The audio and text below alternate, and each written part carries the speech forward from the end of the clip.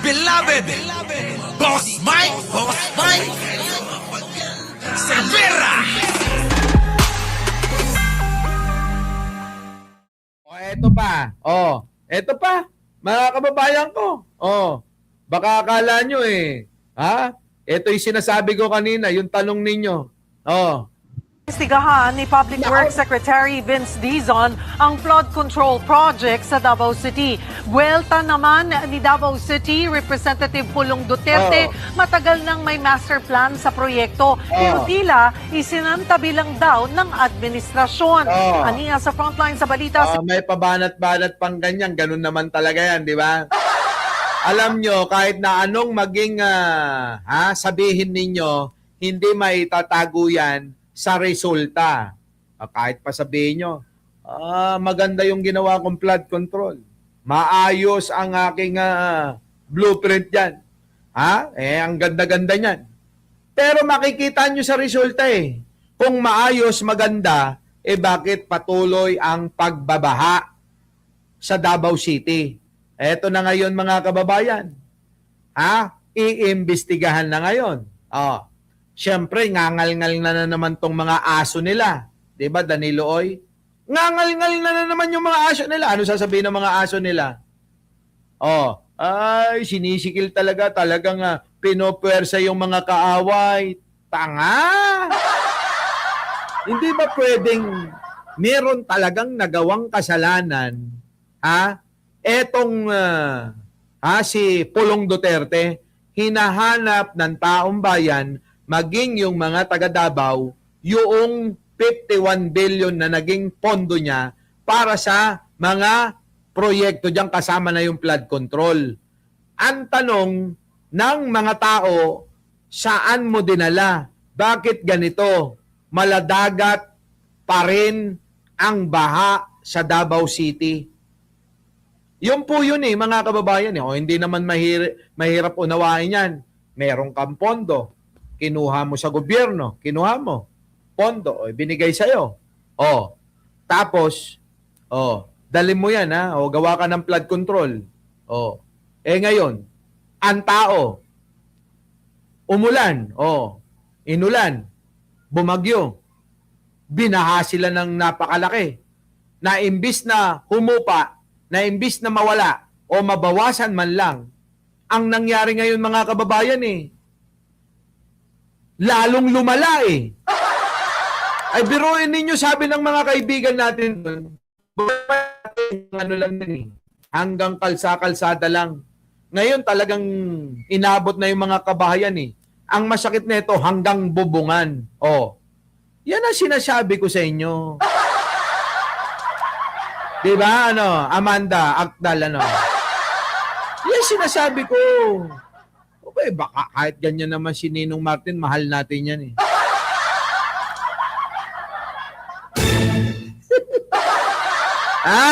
Di ba mga kababayan? Kita nyo, asan ang kwarta? Suset Tabor. Asan ang 51 billion? Hinahanap na ng taong bayan. Di ba? Chapi. Gusto nila sir sa supporter sa Duterte.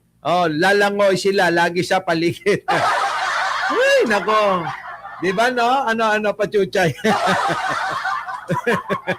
Sige, tuloy. April Montalvo ng News 5, Mindanao. Pinulsa. Yan Naabutan ng News 5 si Nanay Luz Viminda na naglalaba sa gilid ng Talomo River sa barangay Talomo proper, Davao City. Nasira ang kanyang bahay nang umapaw ang tubig at bumaha noong Biyernes dahil sa malakas na ulan sa bukid. Kawawa naman si Nanay, nakita nyo? Oy, mga taga Davao, na mga politiko, kawawa si Nanay yung matanda, mga kababayan. Inabot ng baha yung kanyang bahay. Tapos yung mga damit, syempre, nadumihan, nabasa ng baha. Tubig baha, marumi. Tignan nyo kung saan naglalaba. Sa ilog pa rin. Nilalabahan. Kahit na marumi yung ilog, doon na lang nilalabahan. Kita nyo mga kababayan ko. Habang yung inyong congressman na si Pulong, malamang meron na namang binuking. Si Pulong. Si Baste, yung mayor ninyo, pinabayaan kayo dyan. Yung mayor ninyo, acting mayor, ando doon. Asan? Nasa Barcelona. Nang hahunting ng mahahada. Si Sara Duterte, asan? Jane Wanson, asan? Annalyn. Teresita Tanasan, Annalisa Uso. Nando doon si Sara Duterte. Sinisiraan si Pangulong Bongbong. Nung mabalitaan ni Sara na papayagan ni Pangulong Bongbong, bibigyan ng go signal ang BIR para ibigay ang mga impormasyon patungkol sa kanyang mga binabayaran sa BIR, yung records. Aba mga kababayan, biglang nagsalita si Sara. Wala naman kaming away ni BBM. Hindi kami magkaaway. Biglang gumanon biglang gumanon. Anak ng pating na yan, mga taga Davao, nakikita nyo si nanay. Kayong mga taga Davao. Ganyan ang inyong sitwasyon. Pero yung inyong mga iniidolo dyan na mga politikong mga Duterte, nagpapakasarap sa ibang bansa. Napakasakit, Sabi ba naman, samantalang si Pangulong Bongbong na inyong iniinsulto, nagpatayo ng pabahay dyan sa Davao City. Kita nyo mga kababayan ko, habang sinasalanta sila ng rumaragasang baha, bagyo, tubig, na ikinasawi ng isa yata yun. Yung mga Duterte nandun nagpapakasarap. Palamig Pedro, palamig Pepe. Tapos si Pangulong Bongbong, pinuntahan kayo para tulungan kayo. Para i-check yung pabahay na mala condominium na first class. Ano sabi nyo? Bakit inuna pa ang Davao? Ba't sa Davao ka nagpatayo ng pabahay? Bakit hindi sa inyo? Mga tanga! Ganun ang nila ngayon, banat nila, pambobo talaga sabing ganun. Bakit dito ka sa Davao nagpapatayo niyan? Tanga pala kayo ang daming squatter sa inyo Sa Davao City, maraming squatter, kailangan ng bahay.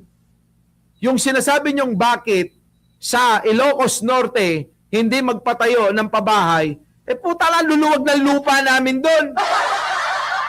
At walang squatter. Tanga-tanga talaga kayo mag-isip Lahat na lang magawa nyo ng mali siya, Ganon kasi sila Lahat na lang mga kababayan ginagawan ng mali siya. Hindi ba sila magpasalamat? Di ba? Di ba? Ewan ko ba? Ba't ganyan sila? Ang babasto, sabi ni Jane Wanson. Kasi, yan yung minulat ni Digong na mga paniniwala na mga aral. Maging bastos, palamura, mambibechot. Lalayo pa ba tayo kay Pulong, Sara, tsaka kay Basti, tsaka kay Kitty? Di ba? Yun yung minana. Sabihin yung maaayos sila.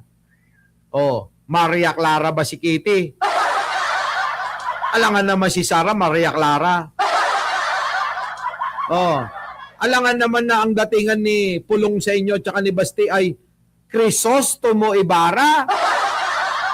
Hindi ganyan ang itsura ng pagiging Crisostomo Ibarra. Malamang sa akin pa. Buhat yung bangko Di ba?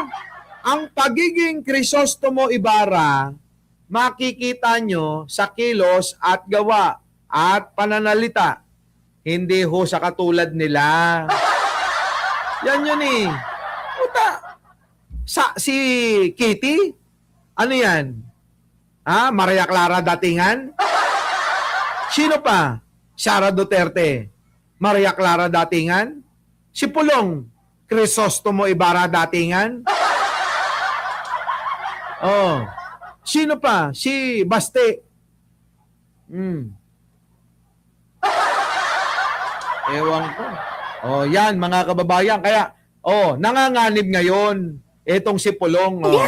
Dito lang talaga kami. Ang gusto ko sana pataasan ng aming bahay kung magkakapera lang. Nako. Hindi talaga kami Kita aalis nyo? kasi wala kaming ibang malilipatan ka. Kita nyo mga kababayan ko?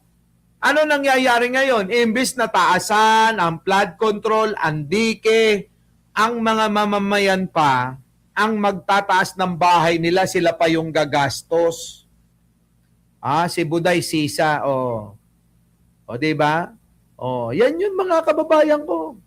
Ang taong bayan pa ngayon na nag-a-adjust. Samantalang ang gobyerno sa Davao ay binuhusan ng pondo para iayos itong mga mamayan na hindi abutin ng tubig baha. Kita nyo, sila pa yung gagastos, yung mga pobre pa. Samantalang si Sara, sila Pulong, sila Baste, Palamig Pedro at Palamig Pepe. Grabe, no, mga kababayan, ano? Oo, ayan. Grabe, no? Grabe ka naman, Lucy Rivera. Grabe, no, mga kababayan, ano? Tindi talaga. Oo. Hindi na sila naaawa sa mga constituent nila. Kahit delikado. Si Christine naman na higit isang dekada nang nakatira sa gilid ng ilog, mapipilitan ng umalis dahil inalod ng rumaragas ang baha ang kanilang bahay. Kita nyo? Wala talaga kami nasalba dahil nawasak talaga. Sa kapitbahay mo na kami nakatira ngayon habang naghahanap pa kami na marerentahang bahay. Nako. Hindi ito ang unang beses na binaha ang ilang lugar sa Davao City tuwing bumubuhos ang malakas na ulan. Para tugunan ang problema, nag-inspeksyon ang Public Works Department sa mga flood control projects sa lugar. Doon natuklasan na mahigit isang dekada nang walang dredging o paghuhukay sa ilalim ng ilog. Walang ya talaga itong sila Pulong, Baste, Sara Duterte. Ano? Tignan nyo, kinawawa talaga yung mga taga Davao. Sino ba ang totoo na nagmamalasakit? Ano? Iniwan din daw na nakatiwangwang ang isang Grabe, proyekto sa lugar. Ayon kay DPWH Secretary Vince Dizon, ilan lang yan sa dahilan kaya umaapaw ang ilog at nagkakaroon ng matinding pagbaha. Pero since 2019, wala nangyari dito. Hindi in-address. Kaya gagawa ko nagalit dito sa DE natin, kahit na bago siya, na talagang nagalit ako kasi meron na palang pagpapataas nung dike doon, mga mas mataas ng 2 metro. Pero naputol. Hindi tinuloy-tuloy. So ang tanong ko, bakit? Bakit? Hindi daw nila alam. Ayon pa kay Dizon, dapat Kita nyo mga kababayan? Grabe, no? Grabe talagang ginawa nila. Grabe talaga. Ayon pa kay Dizon, dapat maimbestigahan ang mga flood control projects sa Davao City. Ayan na! Ayan na!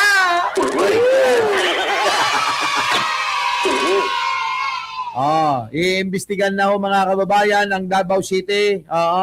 Yari ka ngayong Pulong.